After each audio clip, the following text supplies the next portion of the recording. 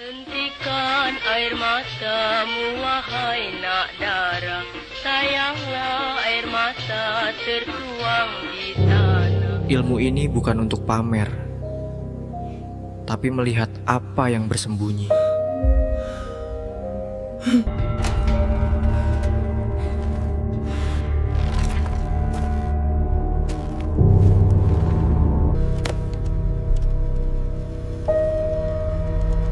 Bau apa ini? Seperti daging terbakar.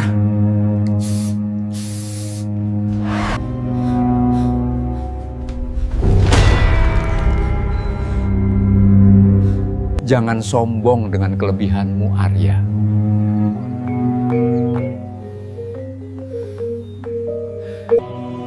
Tutup gerbangnya sebelum ia menelanmu.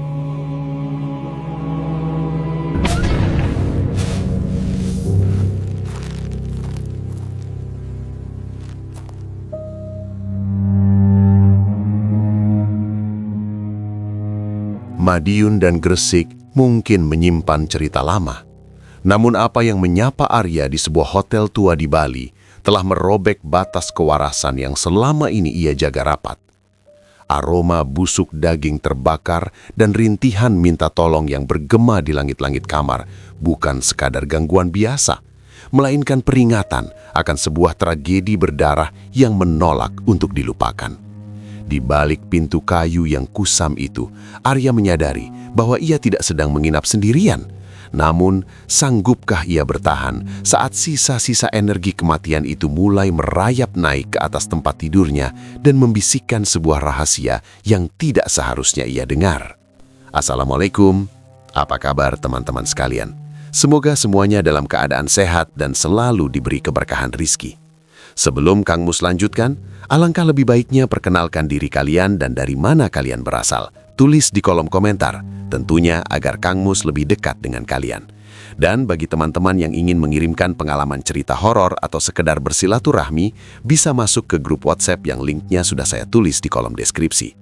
Baik, tanpa berlama-lama, matikan lampumu, nyalakan nyalimu.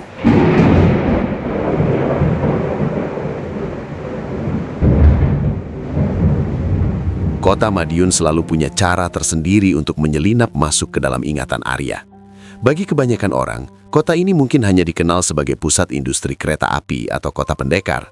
Namun, bagi Arya, setiap sudut gang tua di sana menyimpan lapisan misteri yang jauh lebih pekat. Di sanalah ia menghabiskan masa remajanya dengan cara yang tidak biasa. Saat teman-teman sebayanya di sekolah menengah kejuruan sibuk dengan urusan percintaan atau nongkrong di kafe, Arya justru menempuh jalan yang dianggap tabu bagi orang awam. Ia mulai mengakrabkan diri dengan ilmu kanuragan. Di bawah bimbingan seorang guru yang ia panggil Abah, Arya melatih tenaga dalam dengan disiplin yang sangat ketat. Latihan itu bukan sekadar mengandalkan kekuatan fisik, melainkan olah batin yang benar-benar menguras energi dan kewarasan. Ingat Arya, kanuragan itu bukan buat pamer. Kalau hatimu kotor sedikit saja, ilmu ini akan balik menghancurkanmu, ujar Abah suatu sore saat mereka duduk bersila di atas lantai semen yang dingin. Arya mengangguk pelan. Lalu, kenapa saya harus terus berpuasa, Bah? Rasanya badan saya semakin ringan, tapi pikiran saya jadi aneh. Abah hanya tersenyum tipis. Itu karena wadah dalam dirimu mulai terbuka. Kamu sedang disiapkan untuk melihat apa yang selama ini bersembunyi di balik kegelapan. Tingkatan demi tingkatan ia lalui dengan penuh ketekunan. Namun seiring dengan semakin kuatnya aliran energi di dalam tubuhnya, Arya merasakan perubahan yang sangat drastis. Ini bukan lagi tentang rasa percaya diri yang meningkat karena bisa melakukan hal di luar nalar fisik manusia. Sesuatu yang lebih besar sedang terjadi. Sebuah jendela baru dalam jiwanya seolah terbuka secara paksa. Indra keenam yang selama ini tertidur mulai bangkit. Dunia yang selama ini ia anggap kosong ternyata dipenuhi oleh keramaian yang tidak terlihat oleh mata biasa. Semuanya bermula dari hal-hal kecil yang mengganggu. Pernah suatu ketika di tengah hari bolong, saat matahari sedang terik-teriknya, Arya merasakan desiran angin yang sangat dingin merambati tengkuknya. Tidak ada dahan pohon yang bergerak, tidak ada hembusan angin dari luar. Hanya rasa dingin yang membuat bulu kuduknya berdiri kaku. Di lain waktu, Aroma anyir darah atau bau busuk muncul mendadak tanpa sumber yang jelas. Bau itu sangat menyengat, namun hanya Arya yang bisa merasakannya. "Bah, saya mencium bau bangkai di depan pintu, tapi tidak ada bangkai apapun di sana," lapor Arya suatu malam. Abah menatapnya tajam. "Itu bukan bau dari dunia ini, Arya. Kepekaanmu sudah mulai menajam. Mereka tahu kamu bisa merasakan kehadiran mereka." Kepekaan itu lahir dari proses yang sangat menyakitkan. Setiap tahapan latihan melibatkan amalan khusus dan ritual puasa mutih selama berhari-hari. Arya hanya diperbolehkan makan nasi putih dan minum air tawar. Tubuhnya menyusut, namun matanya terlihat lebih bersinar dan waspada. Pada malam hari, ia harus terjaga dari tidur. Ia duduk bersila di pojok kamar yang gelap, membaca wirid hingga ribuan kali, sampai cahaya fajar menyingsing di ufuk timur. Dalam kesunyian malam itu, Arya sering merasa kamarnya menjadi sangat sempit. Ia merasa seolah-olah ada banyak pasang mata yang mengawasinya dari kegelapan sudut ruangan. Benda-benda spiritual seperti keris kecil, batu akik, atau secarik kain yang dipenuhi tulisan rajah menjadi teman setianya. Bagi Arya, benda-benda itu bukan sekedar pajangan. Ia tahu benar bahwa di dalamnya tersimpan energi spiritual yang berfungsi sebagai penangkal segala macam bala. "Benda ini hanya sarana, Arya. Pelindung sejati tetap dari Tuhan. Jangan pernah sekali-kali kamu menyembah benda ini," tegas Abah saat menyerahkan sebuah batu akik berwarna gelap kepada Arya. "Saya mengerti, Bah. Tapi kenapa rasanya batu ini bergetar saat saya pegang?" tanya Arya dengan dahi berkerut. "Itu karena energimu dan energi di dalam batu itu sedang bersentuhan. Pakailah untuk menjaga dirimu, karena setelah ini gangguan akan datang lebih nyata," jawab Abah dengan nada yang sangat serius. Puncak kesadaran Arya terjadi pada suatu malam yang sangat sunyi. Langit Madiun saat itu tertutup mendung tebal.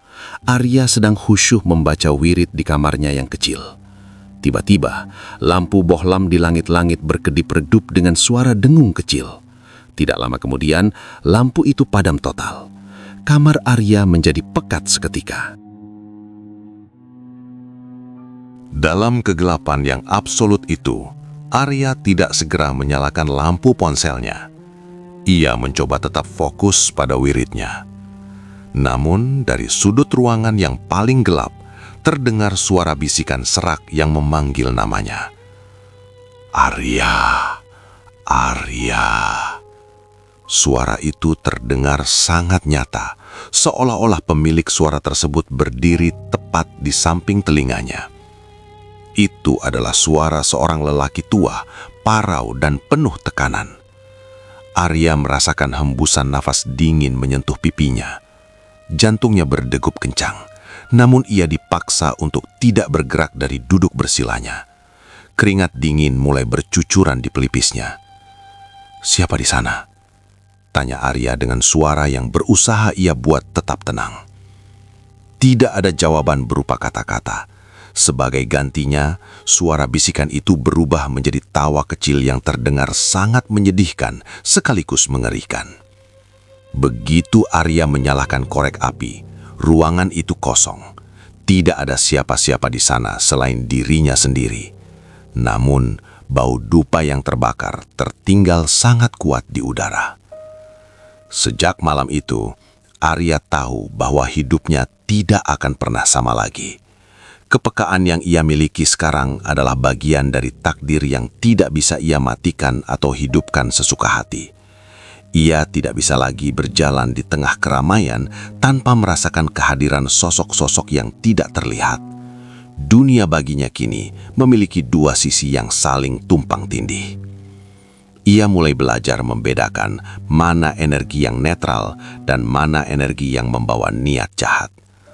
Abah terus mengingatkan bahwa ini adalah ujian mental yang paling berat. Jika Arya membiarkan rasa takut menguasainya, maka ia akan kehilangan kendali atas dirinya sendiri. Dunia gaib itu ada, Arya. Mereka punya kehidupan sendiri. Kamu hanya tamu yang tidak sengaja melihat dapur mereka. Hormatilah, tapi jangan ikut campur. Pesan terakhir Abah sebelum Arya menyelesaikan masa latihannya. Masa-masa di Madiun itulah yang membentuk fondasi spiritual Arya. Di sana ia belajar bahwa kekuatan fisik tidak ada artinya jika batin goyah. Di sana pula ia belajar bahwa setiap doa dan amalan yang ia ucapkan ribuan kali adalah benteng pertahanan terakhir yang ia miliki. Pengalaman-pengalaman mistis itu awalnya memang menakutkan, namun lama-kelamaan menjadi bagian dari kesehariannya. Arya tidak pernah menceritakan hal ini kepada teman-teman sekolahnya. Ia tetap bersikap normal, berangkat sekolah, mengerjakan tugas dan berinteraksi seperti remaja biasa. Namun di balik itu semua, ia selalu waspada. Matanya sering melirik ke arah tempat-tempat kosong yang bagi orang lain tidak ada apa-apanya. Namun bagi Arya, di sana sedang terjadi sebuah interaksi yang sangat sibuk. Pernah suatu hari saat berada di laboratorium sekolah, Arya melihat sosok hitam besar duduk di atas lemari penyimpanan bahan kimia. Sosok itu hanya diam, namun auranya sangat menekan. Arya hanya bisa menunduk dan terus mengerjakan praktikumnya tanpa berani menoleh lagi. Rekan sekelompoknya hanya heran melihat Arya yang tiba-tiba menjadi sangat pendiam dan pucat. "Kamu sakit, Ar?" tanya seorang temannya. "Tidak, cuma sedikit pusing, mungkin karena kurang tidur," jawab Arya singkat sambil berusaha fokus pada tabung reaksi di tangannya. Ia tahu, menjelaskan apa yang ia lihat hanya akan membuatnya dianggap gila. Itulah harga yang harus dibayar untuk sebuah kepekaan. Kehidupan di tanah kelahirannya, Madiun, telah benar-benar menempa Arya menjadi sosok yang berbeda. Ia telah melewati gerbang yang tidak bisa ia lalui kembali. Masa remaja yang seharusnya penuh tawa, baginya adalah masa pertempuran batin yang sunyi, namun sangat berisiko. Masa sekolah di Madiun akhirnya usai, dan lembaran baru kehidupan Arya dimulai di kota Gresik. Sebagai pemuda yang baru lulus, ia memutuskan untuk merantau demi mencari penghidupan yang lebih layak. Gresik dengan deretan pabrik besarnya menawarkan peluang kerja yang menjanjikan meski ritmenya sangat melelahkan. Arya diterima bekerja di sebuah pabrik kimia yang mengharuskannya berdiri selama 8 jam sehari di bawah bising mesin yang memekakkan telinga. Namun, tantangan sesungguhnya bagi Arya bukan terletak pada pekerjaannya, melainkan pada tempat tinggal yang ia pilih. Di kota pelabuhan ini, Arya menyewa sebuah rumah kontrakan kecil yang harganya sangat miring, jauh di bawah rata-rata harga sewa di daerah tersebut. Saat pertama kali membayar uang muka, pemilik rumah memberikan kunci dengan raut wajah yang sulit dibaca. "Sudah yakin mau tinggal di sini, Mas Arya?" tanya bapak pemilik rumah sambil memperbaiki letak pecinya. Arya tersenyum tipis. "Yakin, Pak, dekat dengan pabrik. Harganya juga cocok buat saya yang baru kerja." Bapak itu hanya mengangguk pelan, seolah ingin mengatakan sesuatu namun tertahan. Warga sekitar juga sering memberikan tatapan aneh saat melihat Arya keluar atau masuk ke rumah itu. Mereka menyebut bangunan tersebut sangat wingit atau angker. Namun bagi Arya yang sudah terlatih mengolah energi spiritual sejak remaja, rasa penasaran justru mengalahkan rasa takutnya. Ia merasa perlu membuktikan sendiri apa yang sebenarnya tersimpan di balik tembok-tembok kusam rumah tersebut. Rumah itu memiliki arsitektur kuno yang sangat sederhana. Namun tata letaknya memang mengundang suasana mencekam. Halaman belakangnya tidak berbatasan dengan rumah tetangga, melainkan langsung bersinggungan dengan sebuah bangunan kecil milik desa. Bangunan tanpa jendela itu adalah tempat penyimpanan keranda mayat. Posisi rumah Arya sangat strategis dalam hal mistis. Setiap kali ada warga desa yang meninggal dunia, keranda kayu itu akan dikeluarkan dan diarak tepat melewati depan teras rumahnya. Pernah suatu hari, Arya sedang duduk di teras sambil menikmati segelas kopi hitam. Tiba-tiba sayup-sayup terdengar suara tahlil dari kejauhan. Tak lama kemudian, serombongan orang lewat membawa keranda. Bau bunga melati yang mulai layu dan sisa asap dupa yang terbakar merayap masuk ke dalam rumah melalui celah-celah jendela. Aroma itu seringkali tertinggal hingga tengah malam, seolah-olah kematian enggan beranjak dari sana. Di bagian belakang rumah terdapat sebuah sumur tua yang sudah tidak digunakan lagi. Mulut sumur itu ditutup dengan papan kayu yang sudah sangat lapuk. Semak belukar yang menjalar dengan liar menutupi sebagian besar area tersebut, membuat suasana halaman belakang selalu terasa lembab dan gelap, bahkan saat siang hari sekalipun. Tepat di samping sumur, berdiri sebuah gudang penyimpanan barang bekas. Ruangan gudang itu selalu terasa berat. Isinya bukan sekadar kayu atau alat pertukangan lama, melainkan tumpukan kain-kain putih usang yang dahulu digunakan untuk membungkus keperluan jenazah. Debu tebal menutupi segalanya, namun aura di dalam sana terasa sangat padat dan menekan. Seringkali saat Arya sedang mencuci baju di sore hari, ia merasa sepasang mata sedang mengintipnya dengan tajam dari balik celah pintu gudang yang sedikit terbuka. "Siapa di dalam?" tanya Arya suatu kali, mencoba memecah keheningan. Hanya suara tetesan air dari keran yang menjawabnya. Tidak ada suara langkah kaki, tidak ada napas manusia. Hanya kesunyian yang terasa dingin merambati kulitnya. Puncak teror di rumah itu terjadi saat hari mulai beranjak senja, tepat setelah waktu maghrib. Arya baru saja selesai mandi untuk menyegarkan badannya yang pegal setelah bekerja satu shift penuh. Ia berdiri di depan cermin kecil di dalam kamarnya, menyisir rambut sambil sesekali melirik ke arah pintu yang terbuka setengah. Tiba-tiba, tanpa ada peringatan apapun, Arya merasakan sebuah dorongan yang sangat kuat di bagian belakang kepalanya. Seolah-olah ada tangan besar yang tak kasat mata menjambak dan memaksa kepalanya untuk menoleh ke arah ruang tamu. Arya tidak bisa melawan dorongan itu. Lehernya terasa kaku dan matanya dipaksa menatap lurus keluar kamar. Di sana, Arya membeku. Jantungnya seolah berhenti berdetak sesaat. Ia melihat seorang anak kecil berdiri di tengah ruang tamu. Wajah anak itu sangat lusuh, kulitnya pucat namun dipenuhi noda tanah yang mengering, seolah-olah ia baru saja merangkak keluar dari dalam bumi. Anak kecil itu tidak mengenakan baju, hanya sehelai kain putih lusuh yang disebut cawet yang melilit pinggangnya. Tubuh anak kecil itu tampak sangat kelelahan. Dadanya naik turun dengan cepat, napasnya terdengar memburu seperti seseorang yang baru saja berlari sangat jauh demi menghindari kejaran sesuatu yang mengerikan. Anak kecil itu berdiri tepat di depan pintu kamar Arya. Ia perlahan mengangkat kepalanya, memperlihatkan tatapan mata yang kosong dan dalam. Tatapan itu seolah-olah mampu menusuk hingga ke dasar jiwa Arya. "Kamu mau apa?" bisik Arya, namun suaranya tertahan di tenggorokan. Anak itu tidak menjawab. Belum sempat Arya mengedipkan mata atau bergerak untuk mendekat, sosok itu tiba-tiba berbalik. Ia berlari dengan gerakan yang sangat tidak alami, melewati dapur, melintasi kamar mandi, dan langsung menuju ke arah pintu belakang yang terkunci rapat. Anehnya, anak itu seolah menembus kayu pintu dan lenyap begitu saja ke arah sumur tua. Arya segera tersadar dari keterpakuannya. Ia meraih ponsel di atas meja, menyalakan senter, dan berlari keluar. Ia membuka pintu belakang dengan kasar, membuat suara berdentum yang memecah keheningan desa. "Hei, berhenti!"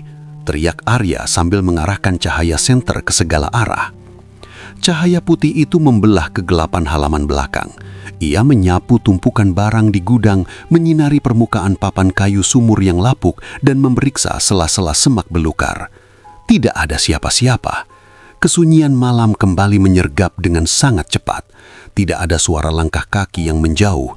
Tidak ada gesekan daun yang menandakan seseorang baru saja lewat di sana. Arya menundukkan kepalanya, mengarahkan senter ke tanah yang sedikit becek karena sisa air cucian sore tadi. Jantungnya kembali berdegup kencang saat menyadari sesuatu. Tidak ada jejak kaki di sana. Tanah yang basah itu mulus tanpa satupun bekas telapak kaki manusia maupun anak kecil. Berarti benar yang dikatakan warga, gumam Arya sambil mengatur nafasnya yang tidak beraturan. Ia kemudian berjalan mendekati gudang penyimpanan kain jenazah. Aura di sana terasa sangat panas, berlawanan dengan udara malam Gresik yang mulai mendingin. Arya menyadari bahwa kepekaan spiritualnya yang ia dapatkan di Madiun telah benar-benar aktif sepenuhnya di rumah ini. Tempat ini bukan sekedar kontrakan murah, melainkan persinggahan bagi energi-energi yang belum tuntas dengan urusan dunia mereka. Ia kembali ke dalam rumah dan mengunci semua pintu dengan rapat. Malam itu, Arya tidak bisa tidur dengan nyenyak.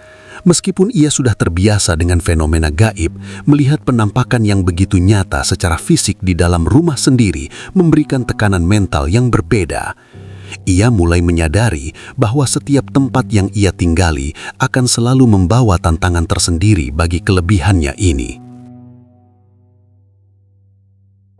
Waktu terus berjalan tanpa terasa hingga kalender menunjukkan tahun 2008.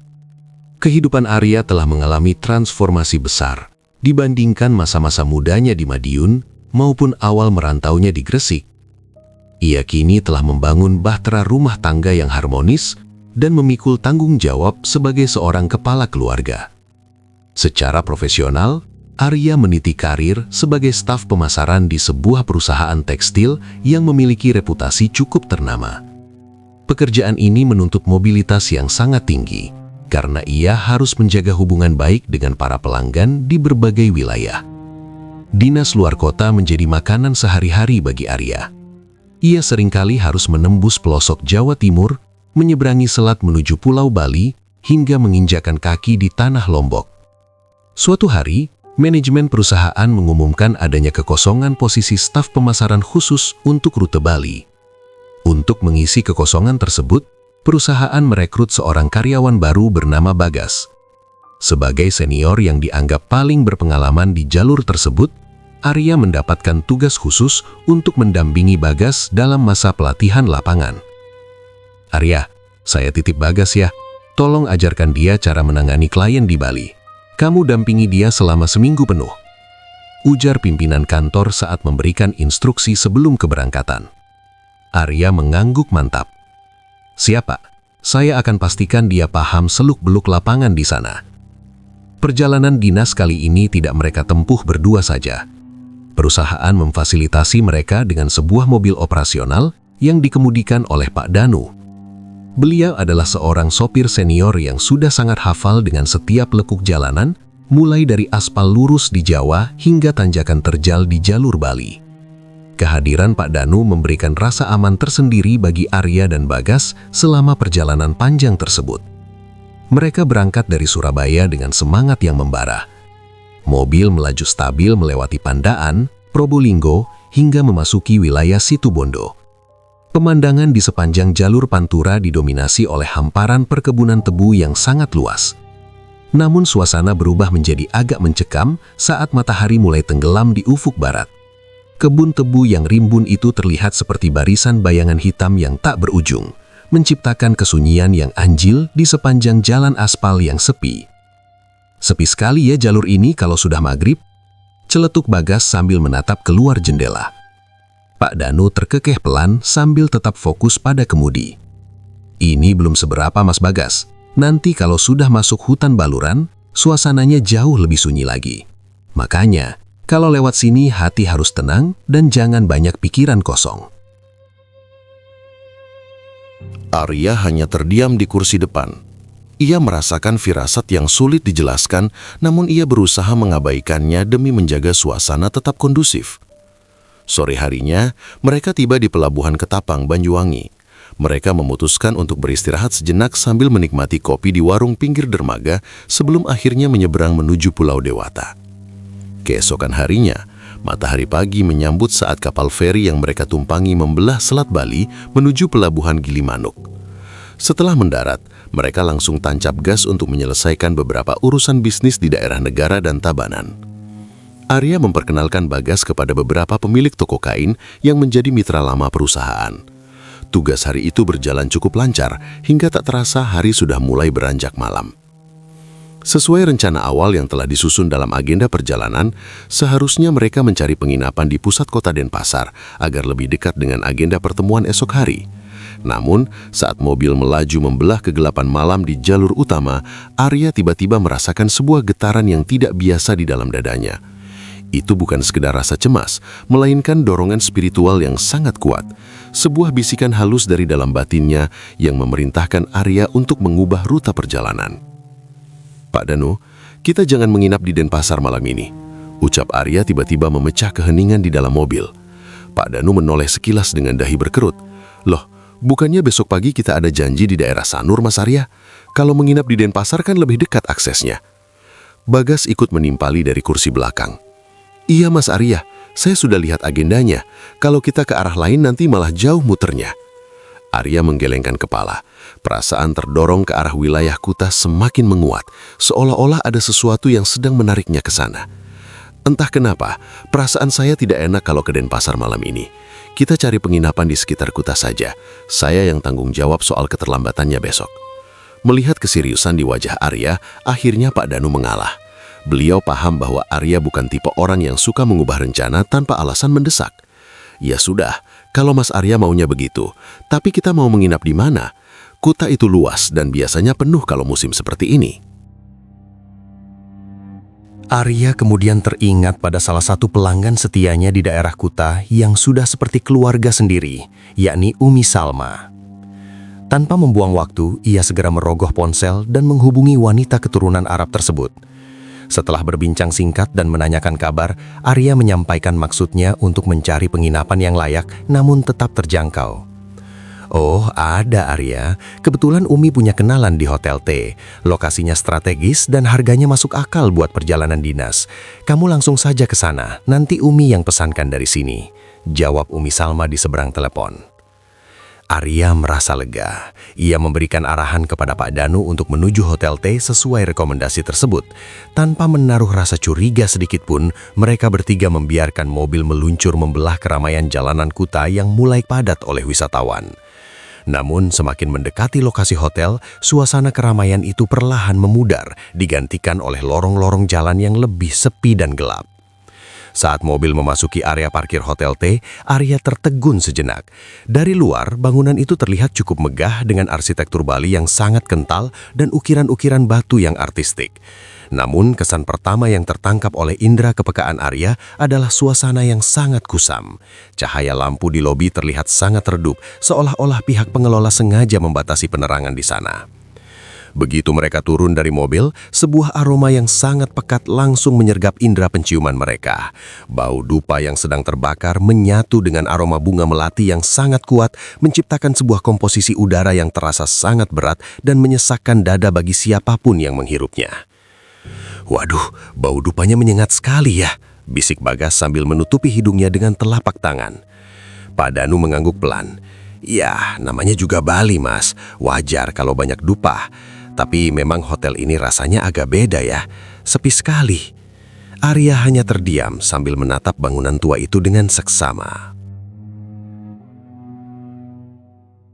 Langkah kaki Arya, Bagas, dan Pak Danu menggema di lantai marmer kusam saat mereka memasuki lobi Hotel T. Kesan pertama yang muncul adalah kesunyian yang tidak wajar. Padahal Kuta di tahun 2008 adalah pusat keramaian yang tidak pernah tidur. Namun, di dalam bangunan ini, waktu seolah berhenti berputar. Tidak ada hilir mudik tamu atau suara tawa wisatawan asing seperti penginapan lain di sekitarnya. Yang ada hanyalah lobi yang temaram dengan penerangan yang sangat minim. Di balik meja kayu besar yang sudah mulai mengelupas catnya, berdiri seorang wanita paruh baya. Ia mengenakan pakaian adat Bali yang rapi, lengkap dengan kamboja di telinganya. Namun ada yang ganjil dengan penampilannya. Wajah wanita itu terlihat sangat pucat, nyaris seperti tanpa aliran darah di bawah kulitnya. Ketika mereka mendekat, ia melempar senyuman yang terasa sangat kaku. Sebuah ekspresi yang lebih mirip topeng daripada keramah tamahan. "Selamat malam, mau pesan kamar?" Tanya wanita itu dengan nada suara yang sangat datar. Arya mengangguk, mencoba mengabaikan hawa dingin yang tiba-tiba merayap di kulitnya. "Malam, Bu. Kami mau pesan 1 kamar untuk 3 orang. Kalau bisa yang ranjangnya besar." Wanita itu memeriksa buku tamu kuno di hadapannya tanpa banyak ekspresi. "Kami punya 1 kamar dengan 1 ranjang besar di lantai 2, tapi kalau untuk bertiga harus tambah kasur lantai atau extra bed. Bisa sekalian dipasangkan sekarang, Bu?" Sela Bagas yang sudah tampak tidak sabar ingin segera beristirahat. Wanita itu terdiam sejenak sebelum menjawab. "Nanti saya siapkan kasurnya, tapi kalian bawa sendiri ke atas ya." Arya merasa ada yang tidak beres, namun ia mencoba untuk tetap tenang. "Boleh saya lihat kamarnya dulu?" Wanita itu menyerahkan sebuah kunci kuno dengan gantungan kayu yang berat. "Silakan, lantai 2, kamar nomor 204, tepat di samping tangga kayu." Arya mengambil kunci itu dan mulai menaiki tangga. Kayu tangga tersebut berderit setiap kali diinjak. Suaranya terdengar nyaring di tengah kesunyian gedung. Begitu sampai di depan pintu dan memutar kuncinya, sebuah hembusan hawa dingin yang sangat lembab langsung menerjang wajah Arya. Bau apek yang samar menyapa indera penciumannya, bercampur dengan aroma dupa yang seolah sudah meresap ke dalam pori-pori dinding bangunan. Di dalam kamar hanya terdapat 1 tempat tidur berukuran besar dengan spray putih yang bersih namun terasa kaku. Arya kembali ke lobi untuk menanyakan perihal kasur tambahan yang tadi sempat dijanjikan. "Bu, kasur tambahannya mana ya? Biar kami pasang sekarang," tanya Arya. Wanita resepsionis itu menatap Arya dengan tatapan kosong. "Semua pelayan sudah pulang sejak jam 8 malam, tidak ada yang bisa mengantar kasur ke atas." "Loh, ini kan hotel besar, Bu. Masa jam 8 malam pelayan sudah tidak ada satu pun?" protes Pak Danu dengan dahi berkerut. Wanita itu hanya menggeleng pelan tanpa memberikan penjelasan lebih lanjut. Alasan tersebut terdengar sangat tidak masuk akal untuk sebuah hotel di kawasan wisata internasional. Namun karena rasa lelah yang sudah memuncak setelah perjalanan panjang dari Jawa Timur, Arya memutuskan untuk tidak memperpanjang perdebatan. Mereka akhirnya sepakat untuk tetap menginap dan tidur berdesakan di 1 ranjang yang ada. Malam semakin larut, dan atmosfer di dalam hotel itu terasa semakin berat. Bagas dan Pak Danu memutuskan untuk keluar sebentar guna mencari kebutuhan pribadi dan membeli rokok di minimarket terdekat. Arya memilih untuk tetap di dalam, namun rasa penasarannya sebagai seseorang yang memiliki kepekaan spiritual mulai bangkit. Ia tidak bisa diam begitu saja saat merasakan energi yang sangat padat menyelimuti hotel ini. Arya melangkah keluar kamar dan menyusuri lorong lantai 2 yang gelap. Cahaya lampu di lorong itu berkedip-kedip tidak stabil, menciptakan bayangan panjang yang menari di dinding. Di setiap sudut tangga dan di depan beberapa pintu kamar kosong, ia melihat sesajen yang masih sangat baru.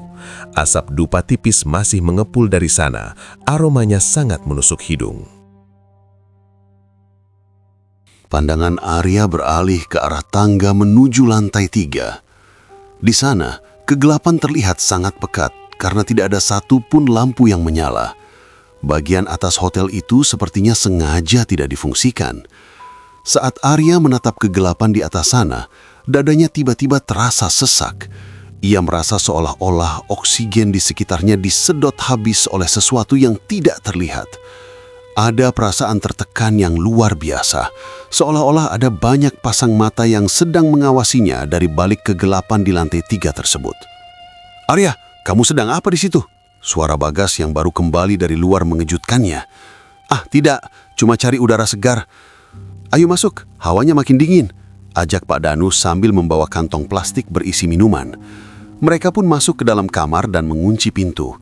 Posisi tidur mereka sangat rapat karena ranjang besar itu harus menampung 3 orang dewasa. Arya berada di sisi paling kiri dekat jendela, Bagas di tengah, dan Pak Danu di sisi kanan. Suasana kamar menjadi sangat sunyi, hanya suara detak jam dinding kuno yang terdengar lambat dan membosankan. Bagas dan Pak Danu segera terlelap. Suara dengkuran halus mereka mulai terdengar membelah keheningan. Namun, Arya tidak bisa tidur. Pikirannya masih tertuju pada lantai 3 yang gelap tadi. tepat pada pukul 2 dini hari, saat dunia sedang berada di titik paling sunyi, Arya terbangun dengan jantung yang berdegup kencang secara mendadak. Awalnya ia mengira itu hanya mimpi buruk, namun indera penciumannya segera menangkap sesuatu yang mengerikan. Bau dupa yang harum tadi telah hilang sepenuhnya, digantikan oleh aroma busuk yang sangat luar biasa menyengat. Itu adalah bau bangkai yang sudah membusuk sangat lama, bercampur dengan aroma anyir darah segar. Bau itu begitu padat, seolah-olah ada gumpangan daging busuk yang diletakkan tepat di depan hidungnya. Bau busuk itu tidak lagi sekadar aroma yang lewat, melainkan terasa sangat nyata, padat, dan seolah memiliki massa yang menghimpit dada. Arya merasa mual yang luar biasa, hingga perutnya bergejolak hebat. Ia berusaha mengatur nafas, namun setiap tarikan udara justru membawa masuk aroma bangkai yang sudah membusuk sangat lama. Keringat dingin mulai membasahi dahi dan punggungnya. Dalam kegelapan yang temaram, Arya menoleh ke arah Bagas dan Pak Danu. Ia berharap salah satu dari mereka terbangun, menutup hidung, atau setidaknya menggerutu karena bau yang tidak manusiawi ini. Ia ingin memastikan bahwa dirinya tidak sedang berhalusinasi. Namun kenyataan justru sebaliknya. Kedua rekannya itu mendengkur dengan sangat lelap. Bagas tampak tenang dalam mimpinya, sementara Pak Danu sesekali mengubah posisi tidur tanpa sedikit pun menunjukkan rasa terganggu. Mereka seolah-olah berada di dimensi lain yang damai, sama sekali tidak tersentuh oleh aroma yang menurut Arya sanggup membuat seseorang pingsan seketika. "Bagas, Pak Danu," bisik Arya dengan suara bergetar. Tidak ada jawaban, hanya suara detak jam dinding dan dengkuran teratur yang terdengar. Arya mulai merasa panik. Rasa takut yang sejak tadi ia tekan, kini mulai merayap naik ke tenggorokan. Ia beranjak dari tempat tidur dengan gerakan pelan agar tidak mengejutkan kedua temannya. Dengan tangan gemetar, ia merogoh tas ranselnya dan mengambil botol pengharum ruangan semprot yang selalu ia bawa saat melakukan dinas luar kota. Ia menekan tuas botol itu berkali-kali. Jas, jas, jas. Cairan pengharum itu menyebar ke seluruh penjuru kamar, hingga kabut tipis memenuhi ruangan. Aroma lavender yang segar sempat mendominasi selama beberapa detik, memberikan sedikit kelegaan bagi paru-paru Arya. Ia menarik nafas dalam-dalam, mencoba menikmati aroma bunga buatan itu untuk menenangkan sarafnya yang tegang. "Tolong, hilanglah bau ini," gumamnya dalam hati.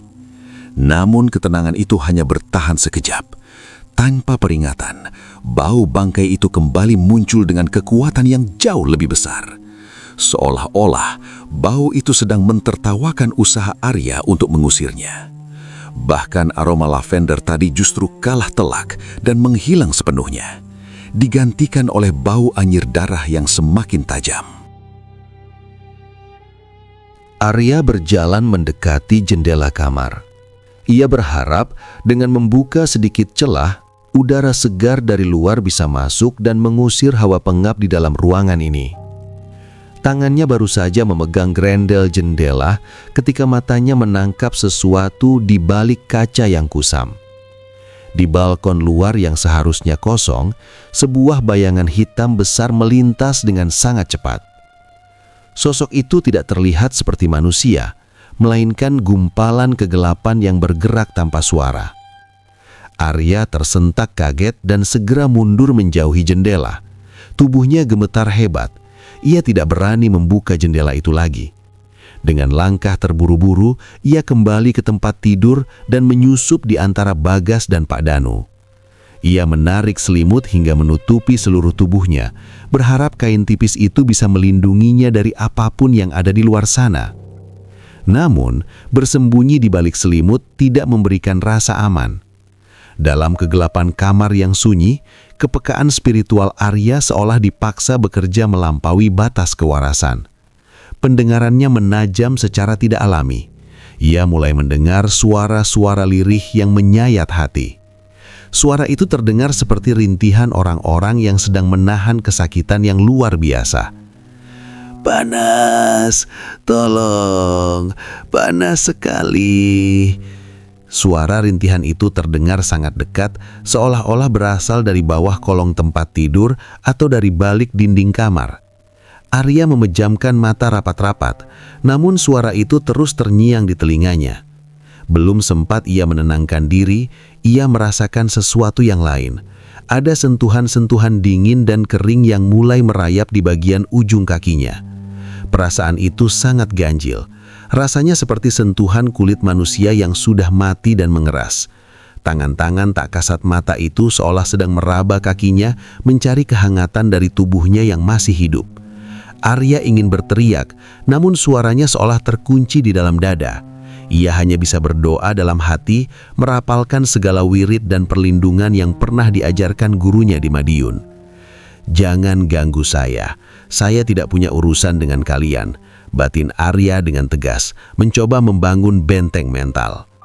Malam itu terasa seperti keabadian bagi Arya.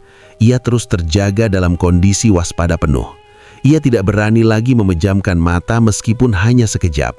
Setiap suara kecil, setiap bayangan yang bergerak di langit-langit kamar membuatnya berjaga-jaga. Ia menunggu dengan sangat sabar hingga cahaya matahari pagi mulai menembus celah gorden kamar yang berwarna kusam itu. Begitu semburat cahaya fajar masuk ke dalam ruangan, sebuah fenomena aneh terjadi. Bau busuk yang sejak tadi menghimpit paru-parunya lenyap secara misterius dalam hitungan detik. Suasana kamar kembali normal secara mendadak. Bau anyir darah berganti dengan bau apak debu yang biasa tercium di hotel-hotel tua. Tak lama kemudian, Bagas menggeliat dan membuka matanya. Ia menguap lebar sambil meregangkan otot-ototnya yang kaku. "Wah, nyenyak sekali tidur saya semalam. Rasanya badan jadi segar," ucap Bagas sambil tersenyum ke arah Arya. Pak Danu juga terbangun dengan wajah cerah. "Iya, udaranya enak ya kalau pagi begini. Ayo Mas Arya, Mas Bagas, kita siap-siap. Jadwal kita padat hari ini." Arya hanya bisa terdiam membisu. Ia menatap kedua rekannya dengan tatapan lelah yang tidak bisa disembunyikan. Matanya merah dan kantong matanya terlihat sangat jelas. Ia merasa sangat ironis melihat mereka berdua begitu bersemangat, sama sekali tidak menyadari bahwa rekan mereka baru saja melewati malam yang paling mengerikan dan melelahkan dalam hidupnya. "Mas Arya kenapa? Kok wajahnya pucat sekali? Kurang tidur ya?" tanya Bagas dengan nada heran saat melihat kondisi seniornya itu. Arya mencoba memaksakan senyum tipis. "Ah, tidak apa-apa. Mungkin saya cuma belum terbiasa dengan kasur hotel ini." "Makanya Mas, jangan terlalu banyak pikiran. Tidur ya tidur saja," canda Pak Danu sambil mulai membereskan perlengkapan mandinya. Mereka bertiga segera bersiap-siap. Arya bergerak seperti robot, melakukan segala aktivitas dengan pikiran yang masih melayang pada teror malam tadi. Ia ingin segera pergi dari hotel ini, meninggalkan segala aroma kematian dan rintihan gaib yang masih teriang di telinganya. Setelah menyelesaikan urusan administrasi di lobi yang masih terasa kusam itu, mereka masuk ke dalam mobil. Pak Danu mengarahkan kendaraan menuju toko Umi Salma untuk melanjutkan agenda pekerjaan mereka. Sinar matahari Kuta terasa menyengat saat mobil yang dikemudikan Pak Danu berhenti di depan toko milik Umi Salma. Arya turun dengan langkah yang terasa berat, seolah-olah beban dari malam yang baru saja ia lalui masih menempel erat di bahunya. Meskipun badannya berada di toko tekstil yang ramai itu, jiwanya seolah masih tertinggal di lorong hotel tua yang kusam tadi malam. Ia berkali-kali membasuh wajah di wastafel toko, mencoba menghapus raut kelelahan yang sangat nyata di matanya yang kemerahan. "Mas Arya, kamu beneran oke? Wajahmu seperti orang yang habis melihat kecelakaan beruntun," tegur Bagas sambil menyusun beberapa katalog kain di meja kasir. Arya memaksakan senyum tipis Bagas. "Cuma kurang kopi saja, Gas. Nanti juga hilang." Selama beberapa jam, mereka disibukkan dengan urusan pengecekan stok dan penagihan faktur. Arya berusaha tetap profesional, mencatat setiap detil transaksi dengan teliti. Meskipun aroma anyir bayangan semalam sesekali masih terlintas di ingatannya. Setelah semua urusan pekerjaan rampung, Umi Salma mengajak mereka duduk di ruangan belakang yang lebih tenang. Wanita paruh bayar itu menyuguhkan teh hangat dan camilan khas Bali. "Bagaimana tidurnya semalam? Nyaman kan di hotel teh?" tanya Umi Salma dengan nada ramah yang biasanya menenangkan. Arya meletakkan cangkir tehnya. Ia terdiam sejenak, menimbang apakah harus menceritakan kegelisahannya atau tidak. Namun rasa penasaran yang menggerogoti batinnya akhirnya menang. "Sejujurnya Umi, ada sesuatu yang aneh di sana. Semalam saya tidak bisa tidur sama sekali karena mencium bau yang sangat busuk. Seperti bau bangkai bercampur darah yang sangat tajam," jawab Arya perlahan. Seketika, raut wajah Umi Salma yang ceria berubah drastis. Senyumnya hilang, digantikan dengan ekspresi pucat yang sangat kontras dengan warna kulitnya. Ia menatap Arya dengan tatapan yang dipenuhi rasa bersalah sekaligus ketakutan. Tangannya sedikit gemetar saat meletakkan piring kecil di atas meja. "Ya Tuhan, Arya, maafkan Umi. Umi benar-benar lupa," bisik Umi Salma dengan suara yang hampir tidak terdengar. Arya mengerenyitkan dahi. "Lupa soal apa, Umi?" Umi Salma mendekat, seolah takut ada telinga lain yang mendengar pembicaraan mereka. Sekitar 2 bulan yang lalu, ada kejadian yang sangat mengerikan di hotel itu. Umi baru teringat sekarang karena selama ini berita itu coba ditutup-tutupi oleh pihak pengelola supaya tidak merusak nama baik wisata di sana. "Kejadian apa, Mi?" desak Bagas, yang kini ikut mendengarkan dengan serius. Umi Salma menarik nafas panjang, mencoba menenangkan dirinya sendiri. Ada satu keluarga, ayah, ibu, dan 2 anak kecil menginap di sana. Kabarnya, sang ayah terlilit hutang piutang yang sangat besar. Entah apa yang ada di pikirannya, malam itu dia menyiramkan bensin dan membakar seluruh anggota keluarganya di dalam kamar. Mereka semua tewas terpanggang karena semua pintu dan jendela dikunci rapat dari dalam. Mendengar penjelasan itu, darah Arya terasa membeku seketika. Jantungnya berdegup sangat kencang, mengingatkannya pada rintihan panas yang ia dengar semalam. Tanpa membuang waktu, Arya merogoh ponsel dari sakunya. Dengan jari-jari yang gemetar hebat, ia mengetikkan nama Hotel T di kolom pencarian berita lokal Bali. Hanya butuh waktu beberapa detik hingga sebuah berita utama muncul di layar ponselnya. Judulnya sangat lugas dan menusuk mata. "Satu keluarga tewas terbakar di kamar Hotel Bali." Arya membuka artikel tersebut. Di sana terpampang sebuah foto yang membuat bulu kudutnya berdiri kaku. Foto itu memperlihatkan garis polisi yang melingkari salah satu sudut bangunan hotel. Arya memperhatikan detail foto itu dengan seksama. Ia melihat posisi jendela yang hangus menghitam dan dinding luar yang masih menyisakan bekas jilatan api. Matanya terbelalak saat menyadari satu kenyataan pahit. Kamar yang terbakar itu berada di lantai 3, tepat di atas langit-langit kamar nomor 204 tempat ia menginap tadi malam. "Gas, lihat ini," kata Arya sambil menyodorkan ponselnya kepada Bagas. Bagas membaca berita itu dengan cepat. Wajahnya yang tadi masih terlihat segar langsung berubah menjadi pucat pasi. Ia terduduk lemas di kursi kayu, menatap kosong ke arah lantai. Suasana di ruangan belakang toko itu mendadak menjadi sangat dingin, meskipun matahari sedang terik-teriknya di luar sana. "Mas, berarti semalam itu..." Bagas tidak sanggup melanjutkan kalimatnya. Arya mengangguk pelan. "Sekarang saya paham kenapa saya merasa sesak nafas dan mencium bau daging terbakar. Energi dari tragedi itu masih sangat kuat di sana." Bagas kemudian menatap Arya dengan tatapan penuh penyesalan. "Mas, sejujurnya semalam saya sempat terbangun sebentar. Saya lihat kamu sedang menyemprotkan pengharum ruangan dengan wajah yang sangat ketakutan. Tapi saya tidak berani tanya apa-apa, karena saya sendiri mendadak merasa suasana di kamar itu jadi sangat berat dan mencekam.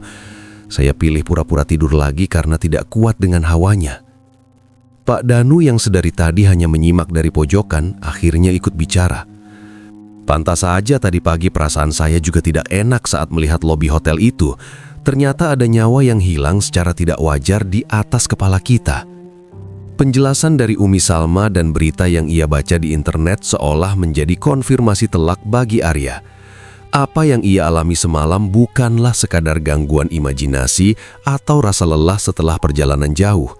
Itu adalah sisa-sisa energi dari lidah api yang pernah melahap nyawa manusia di sana. Rintihan kesakitan yang ia dengar dan bau busuk yang ia cium adalah rekaman tragedi yang belum sepenuhnya tuntas. Umi Salma memegang tangan Arya dengan lembut. "Maafkan Umi ya Ar, Umi benar-benar tidak bermaksud menjerumuskan kalian. Umi hanya ingat kalau hotel itu murah dan lokasinya dekat dengan toko. Umi tidak terpikir kalau kamu punya kelebihan yang bisa merasakan hal seperti itu." Arya mencoba mengatur nafasnya kembali. "Tidak apa-apa Mi, ini bukan salah Umi.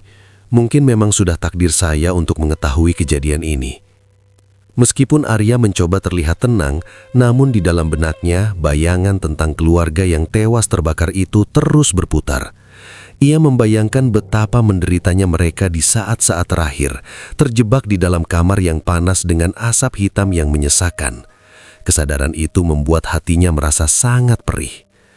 Kejadian ini memberikan pukulan mental yang cukup telak bagi Arya. Ia menyadari bahwa gerbang spiritual di dalam dirinya bukan hanya sekadar untuk melihat makhluk halus, melainkan sebuah beban untuk merasakan penderitaan yang tertinggal di sebuah tempat. Sore itu, saat mereka bersiap meninggalkan toko Umi Salma, Arya merasa dunia di sekelilingnya tidak lagi sama. Bali yang biasanya terlihat ceria dan penuh warna, kini terasa menyimpan banyak rahasia kelam di balik keindahannya. Perjalanan dinas di Bali akhirnya usai. Namun bagi Arya, kepulangannya ke Gresik tidak serta-merta mengakhiri teror yang ia alami. Begitu menginjakan kaki di teras rumah kontrakan yang bersebelahan dengan penyimpanan keranda itu, ia merasakan beban yang sangat berat di pundaknya. Bayangan tentang asap hitam yang menyesakkan dan aroma busuk dari Hotel T seolah-olah ikut menyusup ke dalam koper pribadinya, menumpang hingga ke dalam kamar tidurnya sendiri. Malam-malam di Gresik yang biasanya tenang kini berubah menjadi medan tempur spiritual yang melelahkan. Arya sering terbangun di tengah malam dengan napas tersengal-sengal. Keringat dingin membasahi sekujur tubuhnya hingga sprei tempat tidurnya lembab. Kepekaan yang dahulu ia asah di Madiun kini bekerja tanpa kendali, menjadi jauh lebih agresif dari sebelumnya. Di setiap sudut rumah, Arya mulai melihat penampakan yang mengerikan. Mereka bukan lagi sekedar bayangan hitam yang melintas cepat, melainkan sosok-sosok manusia dengan kondisi fisik yang hancur. Kulit mereka menghitam, melepuh, dan terkelupas di sana-sini, seolah-olah mereka baru saja melangkah keluar dari tungku api yang sangat panas. Sosok-sosok itu berdiri diam di pojok ruang tamu, di balik pintu dapur, bahkan di samping lemari pakaian. Mereka tidak bersuara, hanya menatap Arya dengan rongga mata yang kosong dan dalam. Istri Arya, Sari, mulai menyadari perubahan drastis pada suaminya. Arya yang biasanya ceria dan selalu punya cerita setelah pulang dinas, kini berubah menjadi pria pendiam yang sering melamun dengan tatapan kosong. "Mas, kamu kenapa sih? Sejak pulang dari Bali kok sepertinya pikiranmu tidak di sini?"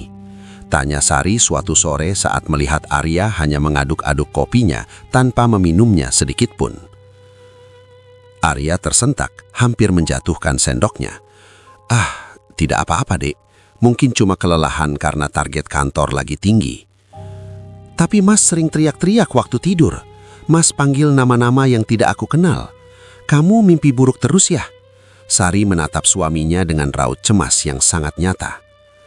Arya hanya menggeleng lemah, tidak sanggup menjelaskan bahwa di belakang Sari saat itu sedang berdiri seorang wanita dengan wajah separuh hangus yang terus menatapnya.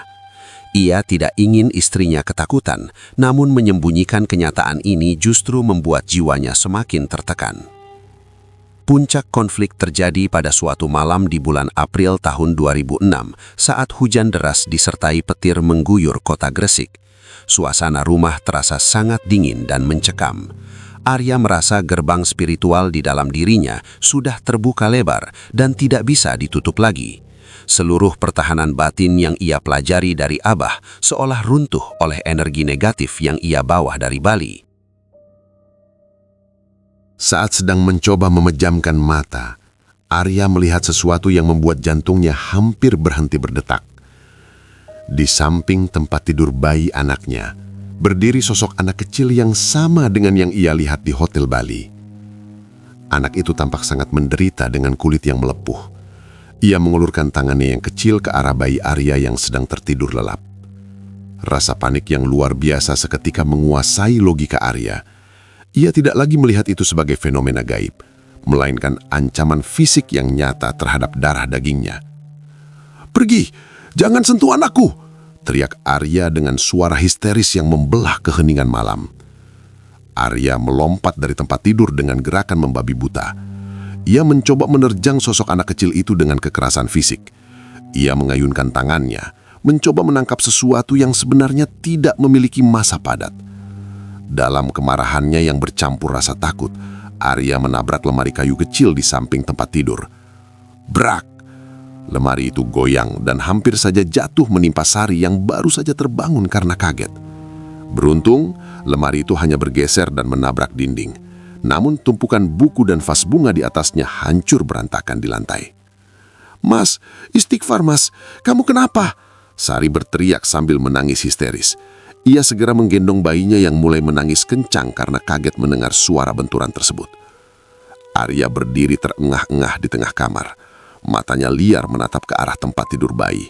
Namun, sosok anak kecil itu sudah lenyap. Yang ada hanyalah istrinya yang ketakutan dan anaknya yang menangis sejadi-jadinya. Cahaya kilat dari luar jendela sesekali menerangi wajah Arya yang tampak sangat kacau. "Tadi ada dia di sana, Dek. Dia mau ambil anak kita," ucap Arya dengan suara gemetar dan nafas yang masih memburu. Sari menangis makin kencang. "Tidak ada siapa-siapa di sini, Mas. Cuma kita berdua. Kamu sudah keterlaluan. Kamu hampir mencelakai kita berdua." Ketegangan di dalam rumah itu mencapai titik didih. Arya terduduk di lantai, menutupi wajahnya dengan kedua telapak tangan.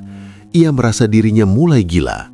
Batas antara kenyataan dan halusinasi gaib kini sudah benar-benar kabur. Energi dari ilmu kanuragan yang ia pelajari dahulu justru bergejolak hebat di dalam tubuhnya, mencari jalan keluar yang merusak karena tidak dibarengi dengan ketenangan jiwa. Kepekaannya yang dahulu ia banggakan sebagai sebuah kelebihan, kini berubah menjadi kutukan yang sangat menyiksa. Arya merasa dikepung oleh kegelapan yang tidak ada ujungnya. Setiap kali ia mencoba memejamkan mata untuk beristirahat, jeritan anak-anak yang terbakar di Hotel T kembali terngiang di telinganya dengan sangat jelas. "Tolong, panas, Bapak, panas." Suara-suara itu seolah menempel di gendang telinganya. Bahkan setiap kali ia menarik nafas, paru-parunya terasa sesak, seolah-olah udara di rumahnya telah dipenuhi oleh debu abu jenazah dan sisa pembakaran. Ia merasa terjebak dalam ruang hampa yang dipenuhi oleh trauma orang lain. "Mas, tolong dengarkan aku," ucap Sari setelah tangisnya sedikit meredah meskipun ia masih menjaga jarak dari suaminya. "Besok, kamu harus pulang ke Madiun. Temui gurumu. Aku tidak mau kamu seperti ini terus. Aku takut, Mas. Aku takut padamu." Ucapan Sari bagaikan tamparan keras bagi Arya. Ia melihat ketakutan yang tulus di mata wanita yang ia cintai itu. Kesadaran itu menghantam batinnya dengan telak. Ia menyadari bahwa jika ia tidak segera mengambil tindakan, ia tidak hanya akan kehilangan akal sehatnya, tetapi juga keluarga kecil yang telah ia bangun dengan susah payah.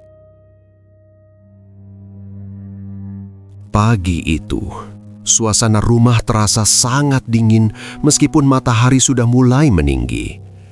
Sari, istrinya, lebih banyak diam dan memilih untuk menyibukkan diri di dapur, menjauh dari Arya yang duduk termenung di ruang tamu. Arya mencoba melakukan meditasi untuk menenangkan gejolak energi di dalam tubuhnya yang terasa sangat panas. Ia memejamkan mata, berusaha mengatur napas seperti yang diajarkan gurunya di Madiun. Namun, alih-alih kedamaian yang ia dapatkan, gangguan itu justru terasa 10 kali lebih kuat. Mas Arya, Sebuah suara parau membisik tepat di lubang telinganya saat ia mencoba fokus. Arya tersentak, matanya terbuka lebar. Tidak ada siapa-siapa di sana. Namun ia melihat pintu dapur perlahan-lahan menutup sendiri padahal tidak ada hembusan angin. Makhluk-makhluk itu seolah tahu bahwa Arya sedang berusaha menutup akses bagi mereka. Mereka tidak ingin gerbang itu terkunci kembali, karena melalui Arya, mereka bisa merasakan kembali dunia yang sudah tidak lagi mereka miliki. Gangguan fisik pun mulai bermunculan secara agresif. Saat Arya sedang duduk sendirian di ruang tengah, tiba-tiba terdengar suara barang-barang pecah dari arah dapur. Ia bergegas memeriksa, namun yang ia temukan hanyalah beberapa piring plastik yang berserakan di lantai, seolah baru saja dilemparkan oleh tangan yang tak terlihat. Tidak lama setelah itu, aliran listrik di rumahnya padam secara mendadak. Hanya rumah Arya yang gelap gulita, sementara lampu-lampu di rumah tetangga tetap menyala terang benderang. "Kenapa kalian terus mengganggu saya?" teriak Arya di tengah kegelapan yang mencekam. "Saya tidak punya urusan dengan kalian. Pergi!" Tanggapan yang ia dapatkan hanyalah suara tawa kecil yang terdengar sangat sedih dan rintihan yang berulang-ulang menyebut kata panas. Arya terduduk lemas di lantai. Dalam konfrontasi batin yang hebat ini, ia dipaksa untuk memilih, menyerah pada rasa takut dan membiarkan dirinya hancur, atau kembali ke akarnya untuk mencari kekuatan sejati. Ia mulai merenung di tengah kegelapan malam. Ia menyadari bahwa ilmu kanuragan yang ia banggakan selama ini ternyata belum cukup tangguh untuk menghadapi residu energi dari tragedi sebesar kebakaran di Bali itu.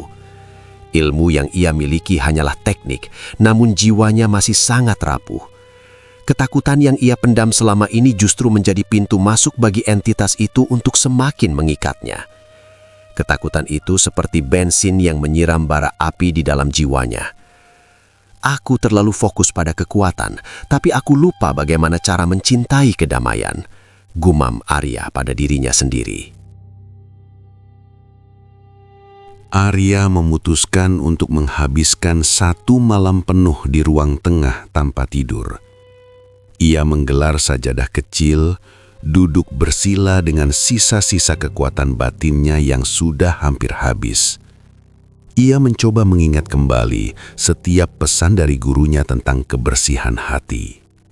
Ia teringat kata-kata gurunya bahwa jin atau energi negatif tidak akan bisa menetap lama jika tidak menemukan makanan di dalam hati manusia. Dan makanan utama mereka adalah kebencian, kesombongan, dan rasa takut yang berlebihan. Malam itu menjadi malam terpanjang dalam hidup Arya. Ia mulai berdoa dengan penuh kepasrahan, sebuah doa yang berbeda dari biasanya. Jika dulu ia berdoa untuk mendapatkan kekuatan pelindung, kini ia berdoa untuk diberikan kelapangan hati dan kekuatan untuk memaafkan dirinya sendiri atas rasa takut yang ia rasakan. Ia memohon agar diberikan perlindungan bagi anak dan istrinya. Di tengah keheningan, bayangan-bayangan dari Hotel T kembali muncul. Ia melihat sosok ayah yang membakar keluarganya berdiri di hadapannya dengan wajah yang sudah tidak berbentuk. Di sampingnya, kedua anak kecil itu berdiri menatap Arya dengan tangan yang melepuh. Arya merasakan panas yang luar biasa menyelimuti ruang tamu rumahnya. Bau hangus mulai memenuhi udara. "Saya tahu kalian menderita," ucap Arya dengan suara yang jauh lebih tenang meskipun tangannya masih gemetar. "Tapi tempat kalian bukan di sini. Saya bukan wadah untuk kemarahan atau duka kalian. Kembalilah kepada Tuhan." Setiap kali ia mengucapkan kalimat itu, bayangan-bayangan tersebut seolah bergejolak. Udara di dalam rumah terasa sangat berat, seolah oksigen ditarik paksa keluar. Arya terus berzikir, merapalkan nama Tuhan dengan frekuensi yang semakin cepat. Ia sedang bertarung melawan bayang-bayang dirinya sendiri yang dipenuhi oleh trauma masa lalu. "Mas, Kamu bicara sama siapa? Suara Sari terdengar dari balik pintu kamar. Ia tidak berani keluar karena merasakan hawa yang sangat panas di ruang tengah. Tetap di dalam kamar, Dek. Jangan keluar sampai fajar menyingsing.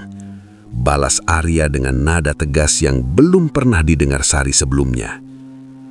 Jam dinding menunjukkan pukul 3 dini hari. Puncak konfrontasi itu terjadi saat Arya merasa jantungnya diremas oleh kekuatan yang sangat dingin. Ia merasa seolah nyawanya ditarik perlahan. Namun, ia tidak menyerah pada rasa takut itu. Ia justru pasrah sepenuhnya kepada kehendak Sang Pencipta. Pada titik kepasrahan tertinggi itu, suhu di dalam rumah yang tadinya sangat panas perlahan-lahan mulai mendingin. Bau hangus yang menyesakkan dada mulai memudar, digantikan oleh aroma tanah basah karena hujan di luar masih turun dengan rintik kecil. Sosok-sosok hangus itu perlahan-lahan memudar dan menjauh dari hadapan Arya, seolah-olah cahaya batin yang dipancarkan Arya dari kepasrahannya telah menyilaukan mereka. Arya bersujud di lantai semen yang dingin. Air matanya mengalir deras, membasahi lantai. Ia baru menyadari bahwa kemenangan spiritual sejati bukan terletak pada seberapa hebat seseorang bisa memukul mundur hantu, melainkan pada seberapa berani seseorang menghadapi rasa takut di dalam dirinya sendiri. Malam panjang itu berakhir saat adzan subuh mulai berkumandang dari masjid desa. Listrik di rumah Arya tiba-tiba menyala kembali, menerangi ruangan yang selama ini terasa suram. Arya melihat ke sekeliling. Rumahnya terasa jauh lebih ringan. Meskipun ia tahu gangguan ini belum tentu hilang sepenuhnya, ia telah menemukan cara untuk bertahan. Sari keluar dari kamar dengan wajah yang masih pucat, membawa bayi mereka yang sudah kembali tenang. Ia melihat suaminya masih dalam posisi bersujud. Ia berjalan mendekat dan menyentuh pundak Arya dengan sangat hati-hati. "Mas, sudah pagi," bisik Sari pelan. Arya bangkit dan menatap istrinya dengan sorot mata yang sudah berbeda. Tidak ada lagi kekosongan di sana, hanya ada kelelahan yang luar biasa, namun dibalut dengan ketenangan yang dalam. "Dek, pagi ini aku harus pergi ke Madiun. Aku harus menemui Abah. Ada hal-hal yang perlu aku selesaikan agar rumah ini benar-benar bersih. Tolong jaga diri baik-baik di sini selama aku pergi." Sari hanya bisa mengangguk pasrah. Ia melihat tekad yang sangat kuat di wajah suaminya. Arya segera bersiap-siap. Ia tidak membawa banyak barang, hanya pakaian secukupnya dan beberapa benda spiritual yang selama ini ia simpan. Perjalanan dari Gresik menuju Madiun terasa jauh lebih panjang dari biasanya. Arya mengemudikan motornya dengan sisa-sisa tenaga yang ia miliki. Sepanjang jalan, ia merasa seolah-olah ada beban berat yang menempel di punggungnya, membuat laju kendaraannya terasa tertahan. Angin yang menerpa wajahnya tidak memberikan kesegaran, justru terasa kering dan menyesakkan. Namun tekad Arya sudah bulat. Ia tidak ingin pulang membawa kegelapan yang sama ke hadapan anak dan istrinya. Sesampainya di pinggiran kota Madiun, suasana berubah menjadi lebih tenang. Pepohonan jati yang berbaris di pinggir jalan seolah menyambut kedatangannya kembali ke tanah kelahiran. Arya memarkir motornya di depan sebuah rumah sederhana dengan halaman luas yang dipenuhi tanaman obat. Di teras rumah itu, seorang lelaki tua dengan sarung dan peci hitam sedang duduk tenang sambil menyesap teh hangat. Beliau adalah Abah, guru spiritual yang membimbing Arya sejak masa remaja di sekolah menengah kejuruan. Tanpa banyak bicara, Arya langsung mendekat dan bersimpuh di hadapan Abah. Air matanya jatuh tanpa bisa dibendung lagi. Segala beban, ketakutan, dan rasa lelah yang ia pendam selama berbulan-bulan tumpas ketika. "Abah, saya menyerah. Saya tidak kuat lagi," bisik Arya dengan suara parau. Abah hanya diam, membiarkan Arya menumpahkan segala sesak di dadanya. Tangan tua yang kasar namun hangat itu mengusap bahu Arya dengan lembut. Tatapan mata Abah tetap teduh, tidak menunjukkan keterkejutan sedikit pun. Seolah beliau sudah mengetahui setiap detail penderitaan yang dialami muridnya itu, bahkan sebelum Arya mengucap sepatah kata pun. Tenangkan dirimu, Arya. Masuklah, cuci mukamu. Lalu ceritakan semuanya pelan-pelan. Ujar Abah dengan suara berat yang seketika memberikan rasa aman di hati Arya. Setelah merasa lebih tenang, Arya mulai bercerita. Ia mengisahkan perjalanannya ke Bali, pertemuannya dengan Umi Salma, hingga malam jahanam di Hotel T, gimana ia mencium aroma kematian dan mendengar rintihan korban kebakaran. Ia juga menceritakan bagaimana sosok-sosok hangus itu mengikutinya hingga ke Gresik dan hampir mencelakai keluarganya sendiri. Abah mendengarkan dengan saksama sambil sesekali mengangguk kecil. Setelah Arya selesai bercerita, Abah menarik napas panjang dan menatap langit-langit teras. Arya, kamu harus paham satu hal. Kepekaan yang kamu miliki itu ibarat jendela. Masalahnya, saat di Bali kemarin, kamu membuka jendela itu terlalu lebar di saat badai sedang mengamuk. Jelas Abah perlahan. Arya menunduk. Maksud Abah, kejadian kebakaran itu? Benar, kematian satu keluarga dengan cara tragis seperti itu menyisakan residu energi yang sangat pekat. Isinya hanya keputusasaan, kemarahan, dan rasa sakit yang luar biasa. Karena kondisimu saat itu sedang lelah secara fisik dan batin, energi negatif itu menempel padamu. Mereka menemukan wadah yang terbuka, jadi mereka ikut pulang bersamamu. Lanjut Abah. Arya gemetar mendengar penjelasan itu. Lalu, apa yang harus saya lakukan, Bah? Saya hampir mencelakai istri saya sendiri karena bayangan-bayangan itu. Abah menatap tajam ke arah mata Arya. Ilmu kanuragan yang saya ajarkan dulu bukan sekedar tentang siapa yang paling peka melihat makhluk halus, Arya. Bukan juga tentang pamer kekuatan batin. Inti dari ilmu ini adalah bagaimana kamu bisa tetap teguh berdiri di atas bumi Tuhan tanpa goyah oleh bayang-bayang. Kamu terlalu fokus pada apa yang ada di luar sampai kamu lupa menjaga apa yang ada di dalam. Selama 3 hari berikutnya, Arya tinggal di kediaman Abah untuk menjalani bimbingan khusus. Ia tidak diperbolehkan banyak bicara dan diminta untuk fokus pada pembersihan batin. Setiap malam, Arya diminta duduk bersila di tengah ruangan yang hanya diterangi sebatang lilin. Abah mengajarkan Arya teknik untuk mengunci energinya sendiri. Bayangkan, energimu adalah aliran air di dalam pipa. Selama ini pipamu bocor di mana-mana, sehingga airnya terbuang sia-sia dan menarik perhatian serangga-serangga gaib untuk datang. Sekarang, belajar untuk menutup katupnya secara mandiri. Instruksi Abah saat mendampingi meditasi Arya di malam kedua. Arya memejamkan mata, mencoba memvisualisasikan energi di dalam tubuhnya.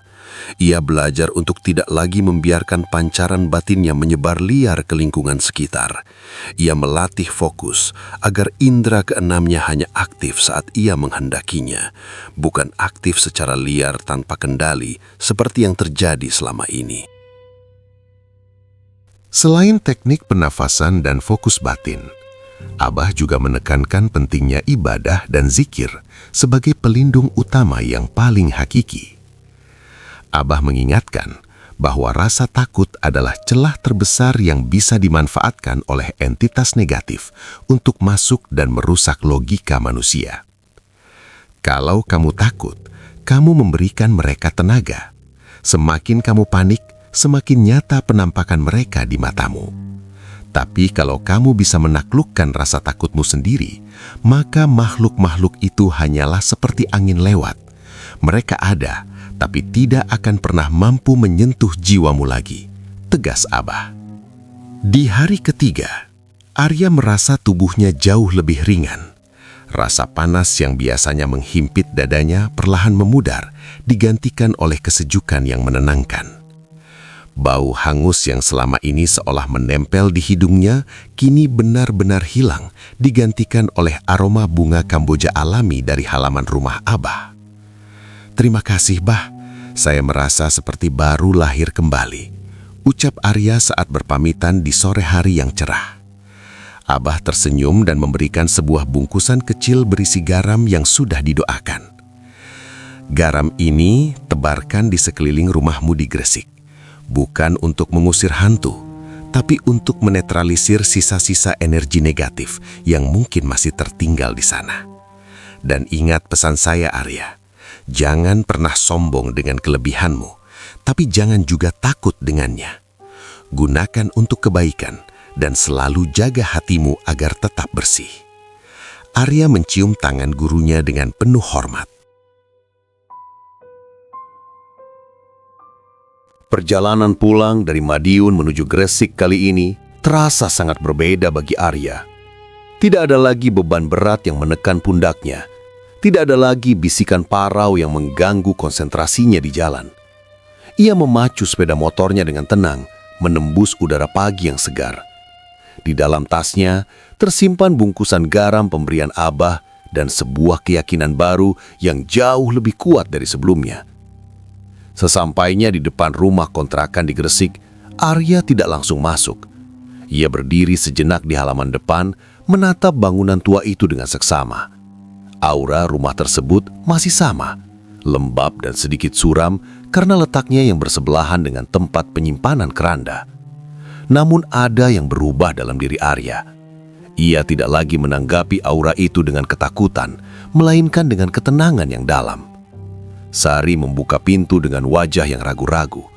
Namun, begitu melihat sorot mata suaminya yang jernih, ia langsung menghambur ke pelukan Arya. Tangisnya pecah, namun kali ini bukan karena ketakutan, melainkan karena rasa syukur yang luar biasa. "Mas, kamu sudah kembali," bisik Sari di sela isaknya. Arya mengelus rambut istrinya dengan lembut. "Iya, Dek, Mas sudah pulang. Semuanya akan baik-baik saja sekarang." Sesuai instruksi Abah, Arya segera melakukan pembersihan di seluruh sudut rumah. Ia menaburkan garam yang sudah didoakan di sekeliling pondasi rumah, di depan pintu gudang bawah, hingga di sekitar sumur tua yang tertutup papan lapuk.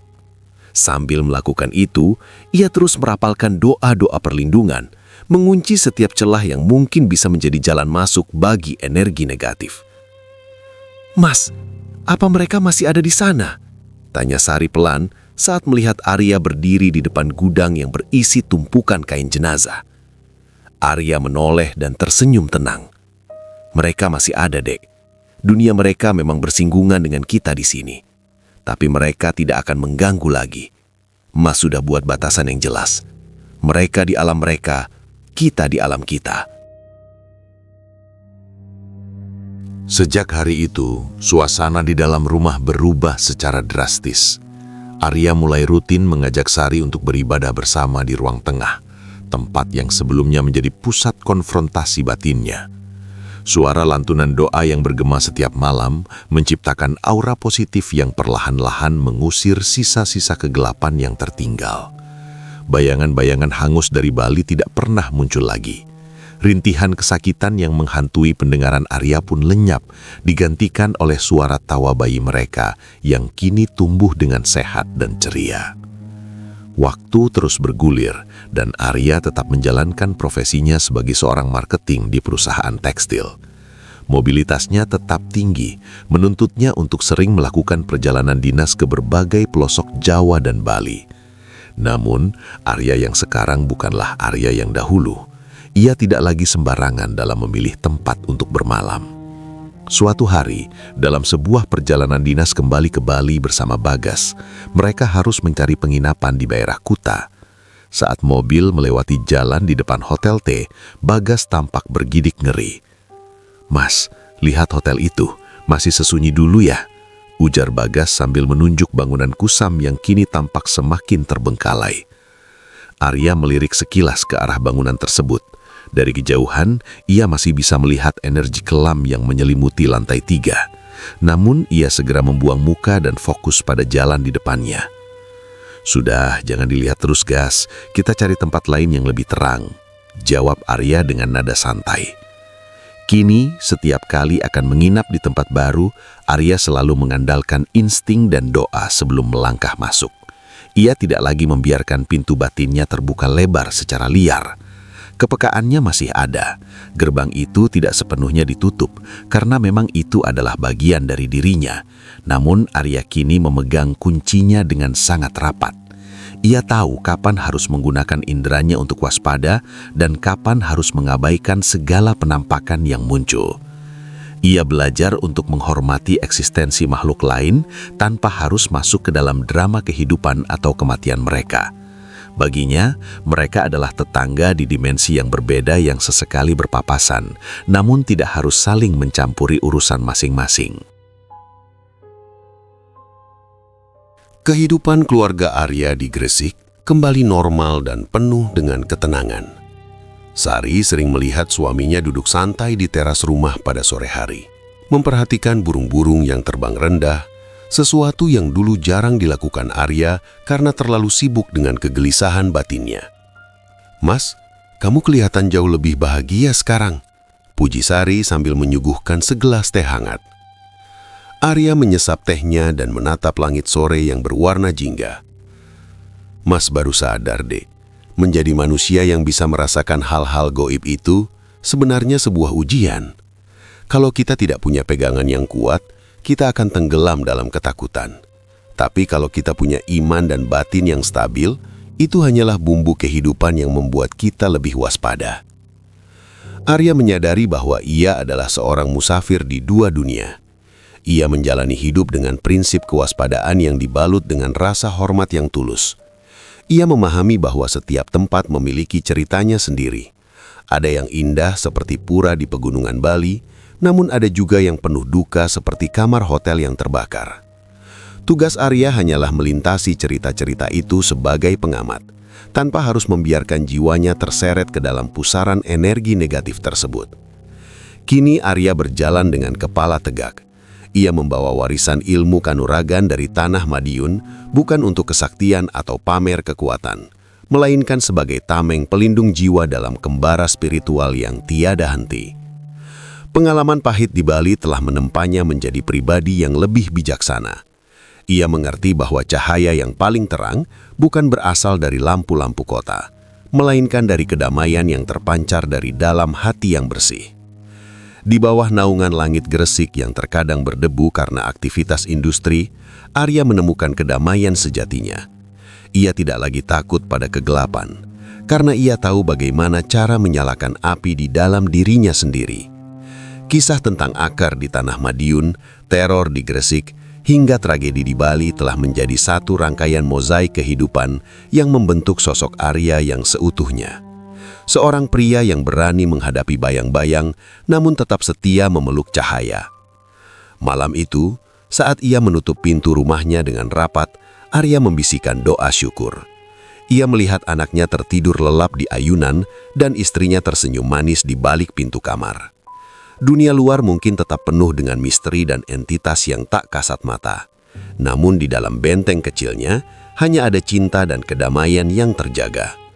Perjalanan panjangnya telah mencapai sebuah muara yang tenang, di mana keberanian dan iman menjadi kompas utama dalam setiap langkah kakinya.